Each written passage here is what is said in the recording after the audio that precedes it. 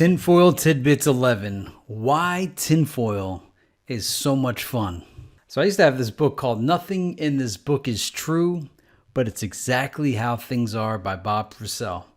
And I remember this book title at the time period, this came out over 10 years ago, really offended a lot of people. They can't balance multiple realities. Now, I want you to know, when it comes to tinfoil, I'm able to balance things that I don't necessarily believe, but I consider them, or even if I have no consideration for them, I can still entertain them. And then other people, though, they can't even entertain a thought that they don't believe. The flat earth anger is an experiment in itself. I got in, just like every other flat earth, and I don't even think the world's flat. I don't know what the world is. I've never been to space, and that's the only right answer.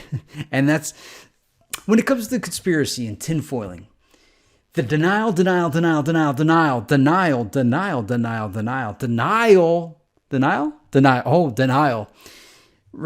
the things that they do to you, where they require you to have beyond a smoking gun, beyond, like you could have the smoking gun and it was never enough. Nothing in this book is true, but it's exactly how things are. It's a great way to look at things. The book was okay. I enjoyed it. It had a lot of sacred geometry in it, if you're into that. A little bit of numerology, some alien stuff. I was into aliens at the time. I don't know if it satisfied my alien thing, but it had a lot of other stuff in it. It's okay.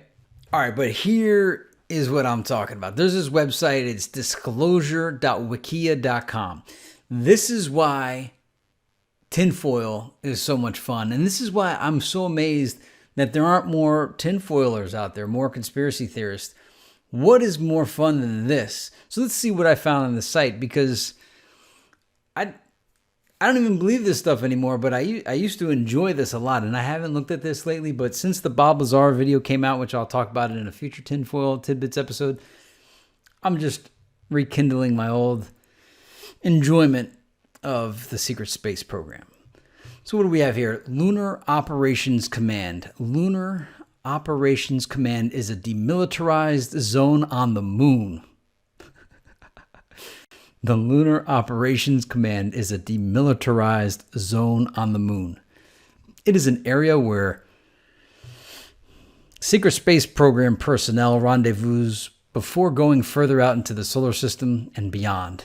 It serves as a neutral zone for the various secret space programs. It also acts as air traffic control for our solar system. LOC has 3 sites: LOC Alpha, LOC Bravo, and LOC Charlie. History. In the late 1930s and 1940s, the Germans constructed what became LOC Alpha while occupying an adjacent facility which was ancient and repressurized. It was built in the shape of a swastika. Once the industrial might of the United States became involved, they really fleshed it out. They started building in earnest in the late 1950s. Now, what's interesting about that part, about that base being in the shape of the swastika, if you've ever seen the movie Iron Sky, Nazis on the Moon, the lunar base is in the shape of a swastika. And it's a pretty cool looking base as well. Lunar Operations Command. I mean, where can you get this stuff? How is this not entertaining? This is of utmost entertainment on any level. Whether you see it as conspiracy, as excellent fiction, this is better than any Hollywood film. Why are there not Lunar Operations Command in film more often? Which makes you wonder, like, hey, this must be real, because it's not in films more often. The Lunar Operations Command. So that's Tinfoil Tidbit 1 here. The Solar Warden. Solar Warden is a secret space program run by the U.S. Navy. It is responsible for monitoring all incoming and outgoing traffic in the solar system. It patrols and defends our solar system. It will also travel to other star systems for offensive missions. Around the late 90s, Solar Warden changed its name to Radiant Guardian. Radiant Guardian is divided into 2 fleets, a military offensive defensive fleet and a scientific R&D fleet. Before an extraterrestrial craft can enter our solar system, it receives protocols transmitted from one of several beacons outside of our solar system. They are instructed to stop within a certain quadrant before sending an identification friend or foe. They then receive a flight path from an air traffic controller. Sounds just like gaining entry into the Death Star. The solar system is broken down into grids, which are further broken down into patrol zones. These zones, where no craft should be present. Trespassers are warded off or engaged, depending on the circumstance. The carriers deploy multiple air wings at once to each patrol zone. Afterward, they return to the carrier to patrol a new grid. The Solar Warden. Looks like something from Star Wars. The Dark Fleet. You notice I got this from Disclosure Wikia. The Dark Fleet is the German secret space program. It works entirely alongside the Draco Federation Alliance. It operates within the local cluster. Its primary objectives are 1. To help quash rebellions on Draco-controlled worlds, and 2. To help conquer new worlds for the Draco. The Dark Fleet headquarters is located around the 10 o'clock position of the backside of the moon. It was constructed in the 1960s to early 1970s. They have many laboratories where genetic experiments are performed, and they have one section that deals in the human slave trade. The Dark Fleet. How about a movie just called Dark Fleet? Now here's a tidbit about following ufology. Now it's written in this wacky Dark Fleet, secret space programs and all that, but you have to read into it just the concept. So you have this, it says it works entirely alongside the Draco Federation Alliance. You have to figure out who the Draco Federation Alliance is on Earth, not aliens, but what group of people. And so what is they have these objectives to quash rebellions on Draco-controlled worlds. It's not Draco-controlled planets. It's whoever the Dracos are, what countries they control, and the Dark Fleet quashes any kind of uprisings. And to help conquer new worlds for the Draco. So that's kind of like a military operation to invade countries and colonize them. So there you have that. The Dark Fleet. This is why tinfoil is so much fun. You having fun? Tell me you're not having fun. Mars Colony Corporation. The Mars Colony Corporation, or MCC, was founded in 1974 to 1975.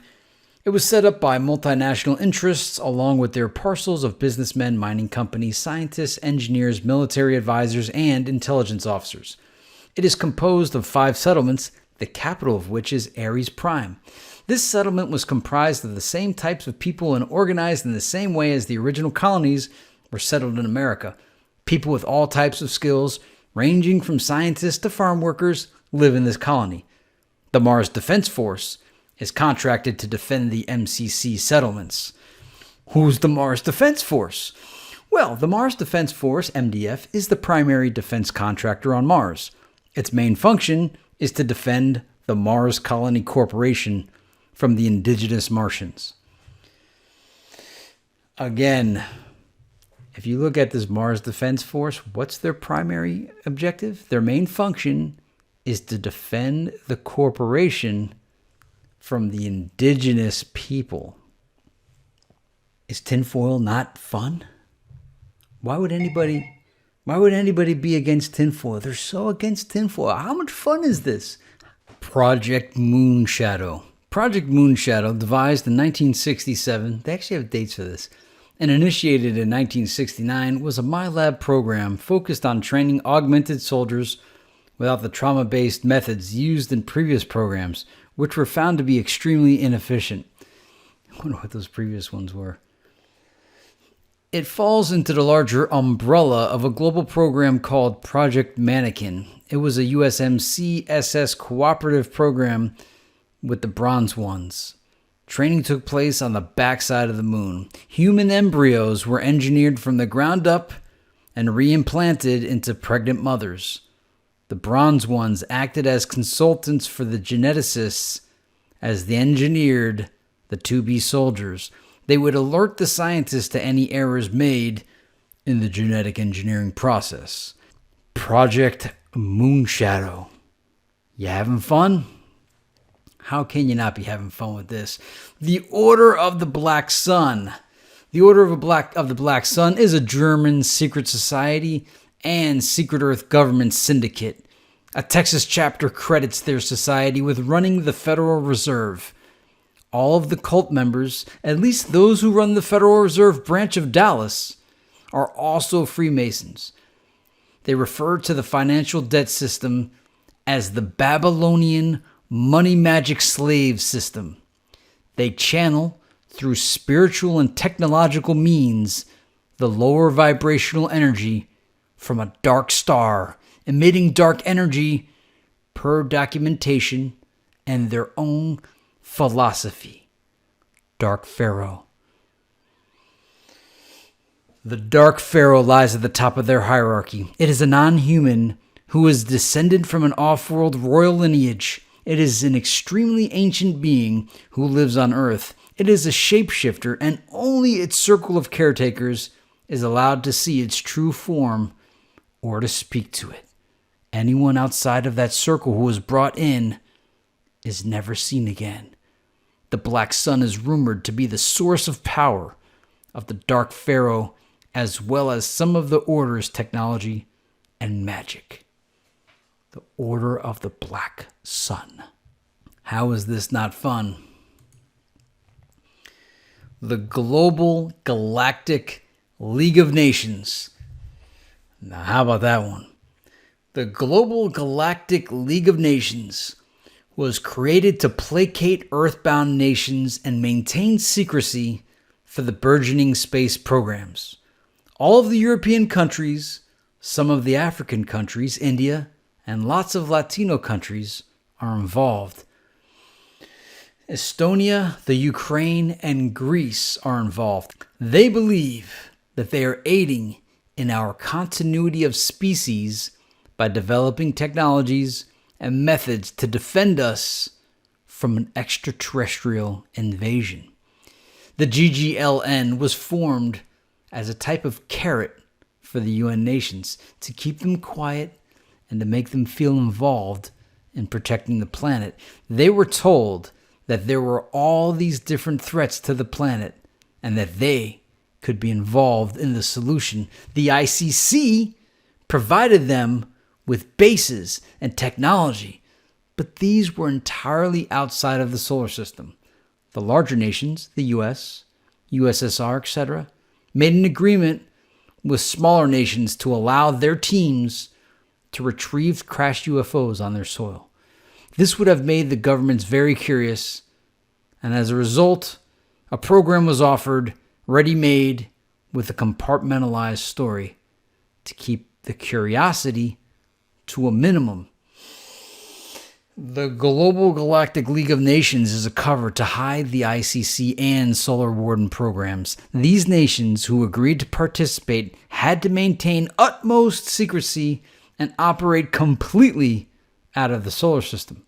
They were told and believed that the program was an effort to maintain the continuity of the human race by way of gathering advanced technology and experience needed to defend against extraterrestrial threats. Most nations agreed to the proposal. They were told no extraterrestrial civilizations exist in modern times, only in ancient ruins. Furthermore, they were told that any unidentified spacecraft encountered were actually future humans. On September 1, 1987, President Reagan gave a famous speech to the United Nations General Assembly where he warned of an alien threat and how important it was for humanity to bond together to face it. Reagan's comment had the immediate effect of galvanizing the United Nations into forming a secret space program called the Global Galactic League of Nations. For security reasons, they were given a mandate to operate entirely outside of the solar system. One of their R&D outposts is in the Pleiades. It is on a super-Earth which orbits a gas giant. Most of the moon-based personnel were scientists and engineers who were working on advanced technologies that had been supplied to them by the interplanetary corporate conglomerate. They were developing these technologies for defending the Earth. Are you having fun? the interplanetary corporate conglomerate. But you could see how you could translate all this to just the basic UN. You having fun? Is tinfoil not fun? Time core. Time core. The time core is responsible for traversing the time stream and keeping an eye for unwarranted time travelers and any threats to planet Earth. If you want to travel through time, you must schedule it through the time core. You will find yourself face to face with time core the moment before you attempt to perform unregulated time travel. I mean, they are headquartered in a bubble in the year 2039 CE.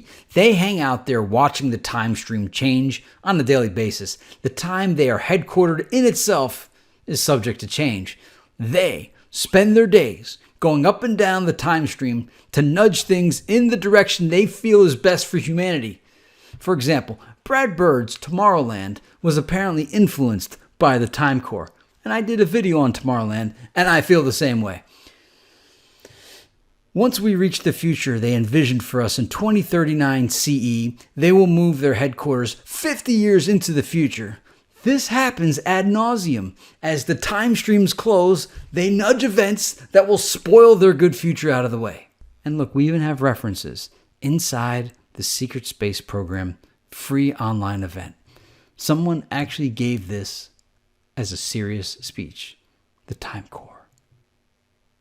And if you talk about the Time Core to people, they'll probably get mad at you or think you're nuts. Now, Tomorrowland, if you've seen Tomorrowland, it is an enigma. From what I read, Brad Bird was offered the opportunity to either direct The Force Awakens, Star Wars, or Tomorrowland. And he chose Tomorrowland. Tomorrowland, on the surface, seems like a kid's film, but it is definitely not a kid's film. It's actually kind of spooky that it's packaged as a kid's film. You just got to see my video on it. It's on my Tinfoil film review or Tinfoil Message in the Movies. It's a channel it's my movie reviews. I talk about Tomorrowland. You got to see this film. Like, really, you got to see Tomorrowland and look at it from a perspective of like, how is this a kid's film? And that Brad Bird turned down guaranteed fortune with Star Wars The Force Awakens. That was guaranteed to make money. And he chose to do this one. And when you look at the film, you're like, they could have made this so much friendlier. It's dark. They could have made it a happy, friendly film. And what's presented in it, to me, the most important part of the film is when Dr. House explains that people used to be fed hope, and then they started experimenting on people and fed them fear. Their hypothesis was that people would do what they could to stop the end of the world by becoming very educated in the sciences and technology.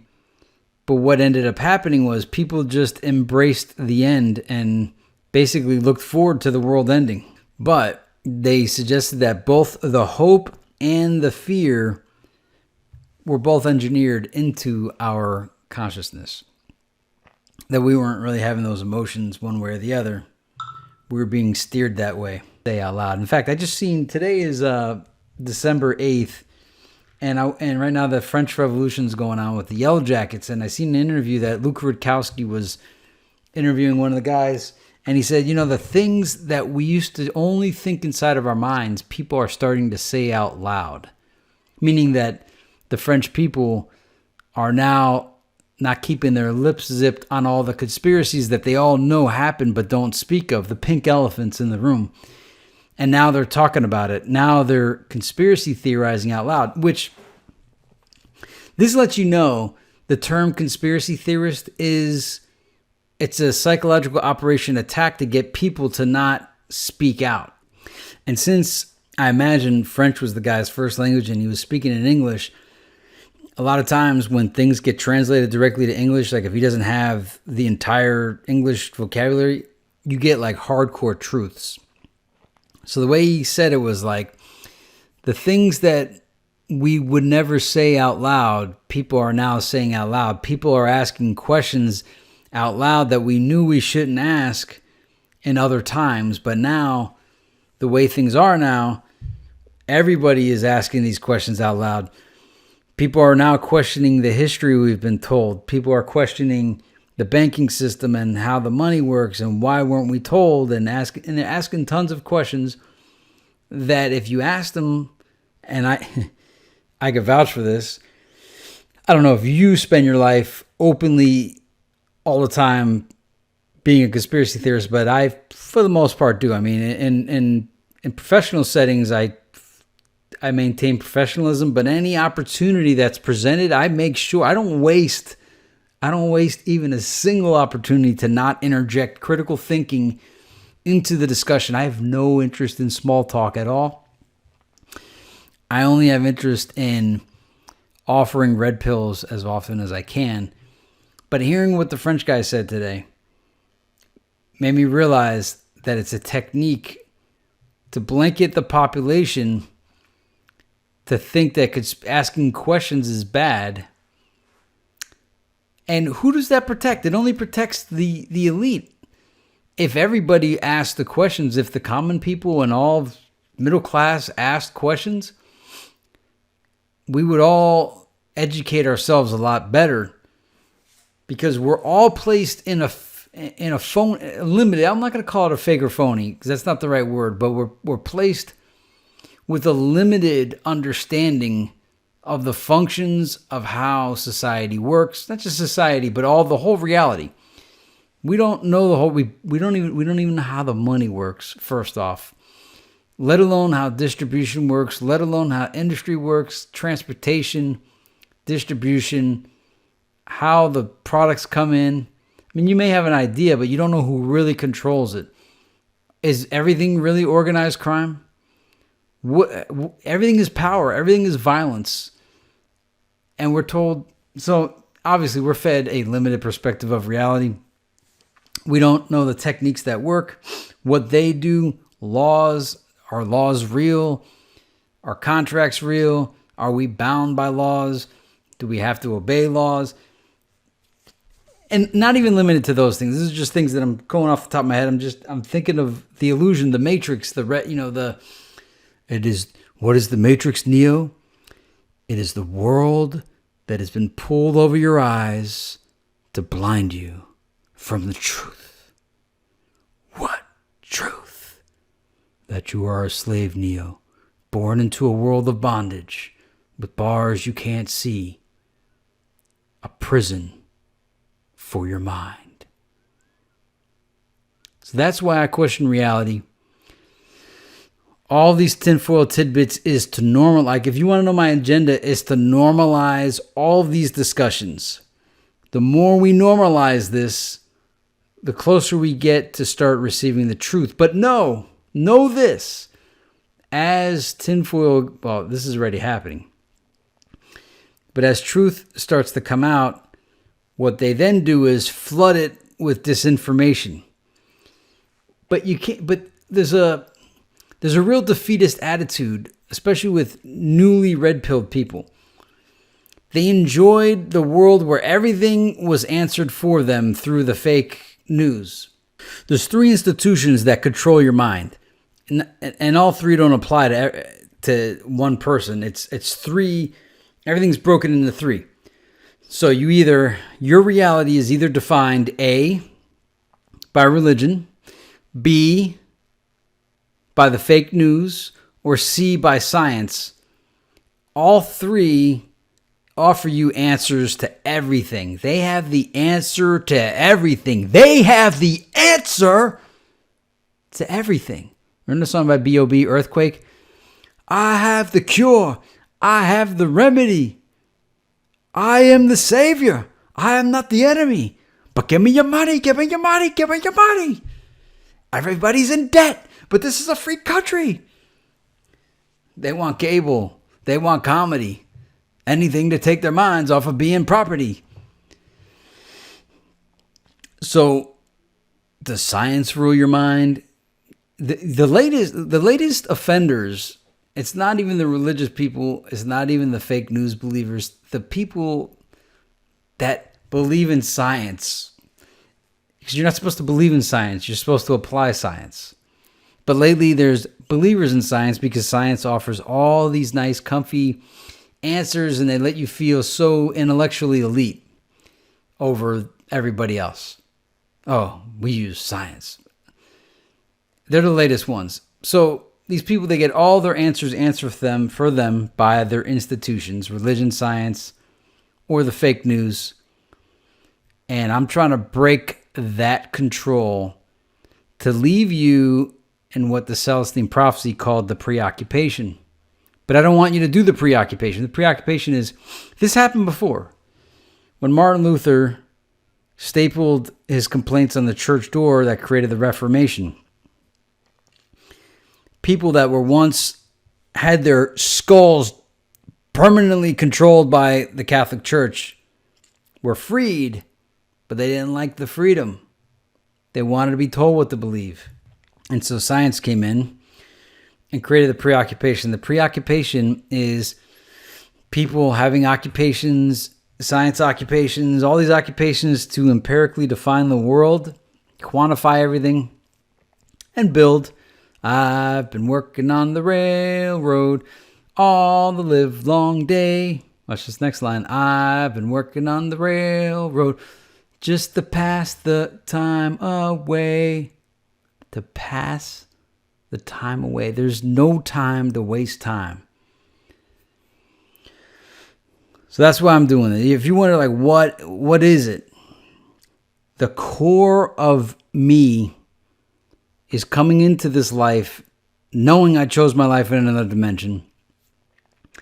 Early on, as a 2-year-old, observing how authority worked, it blew my mind that posturing and speaking sternly and as a matter of factly, and like I try to do that if I ever overread, it's to mock authority. And when I say mock authority, to mock the illusion of authority, because I could read this lunacy here, time core. The time core is responsible for traversing the time stream and keeping an eye for unwarranted time travelers and any threats to planet Earth. If you want to see, like, to act it out, to show you that people are actors, people of authority are acting. They're acting. They're creating illusions. They're manipulating you to think that they have power. The only power is a gun in your face and the threat of violence. That's it. Now, some of them actually do have the power of a gun in your face, and some of them have the power to commit violence on you and not experience any consequences as if you had done the same act of violence to them. So anyway, I saw how the authority worked, and then when I saw how the control that television had on people's minds, and that people will only believe something when it's on TV, and I knew I had a mission that I had to share my message of choosing our lives and voluntary existence. And then they get to define to you what reality is with really no proof other than the illusion of authority, requiring you to believe it to get a grade. And then if you want to submit something, no. Only their way, none for your way, unless your way helps advance their way. And so I want to create this defiance in people. I've had this problem. I was taking some graduate courses, and I was so offended that I had to cite sources. I've always been offended by, even in high school, even in middle school, the citation of sources felt like such mind control. What makes an authoritative source? It's absurd. So my battles with people, it's that I'm encountering my fellow man and they defend the controllers of reality who have enslaved all of us and forced us into occupations to work 40 hours a week, 40 years of our life, so that we might collect a measly Social Security check. No pensions, no safety net, it's not so much that I don't like to work. It's that it's a controlled economics. It's controlled. This guy I used to know. He used to say, eat McDonald's, eat Burger King. They want you dead. They don't want you to collect Social Security check. And then you look at how the healthcare works at the end of your life. They keep you alive until they've extracted all of your wealth out of you. And then suddenly you die from natural causes after your money's all gone. You might make it while you have money, but once you don't have money, so it's all set up.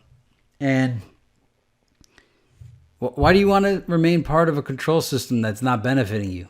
Why? Why do you deny alternate perspectives of reality and defend at all costs the status quo? There's a revolution going on right now, and it's spreading. Right now it's in France, and it's spreading to Belgium, Germany, the Netherlands, and elsewhere. An awakening, the Great Awakening, as QAnon says it. Dude, look at how many people deny QAnon because they were told to. Look at how many deny WikiLeaks because they were told to. Not that WikiLeaks is any true, but we're told that it's not true instead of coming to that conclusion on our own.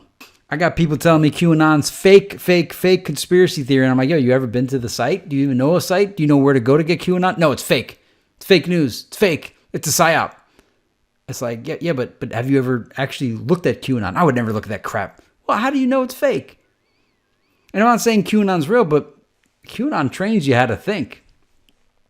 QAnon trains you how to ask questions, how to be a critical thinker, the right questions to ask. Even if it doesn't even matter if Q is fake. The Great Awakening is happening. So you're going to still defend the status quo, or you're going to join the Great Awakening? Anyway, I'll leave you with that. This is Tinfoil Tidbits 11. Thank you for watching. Leave me comments. Let me know. Do you enjoy these little side rants, or you want me to just stick to the topic? All right. I'll see you next time.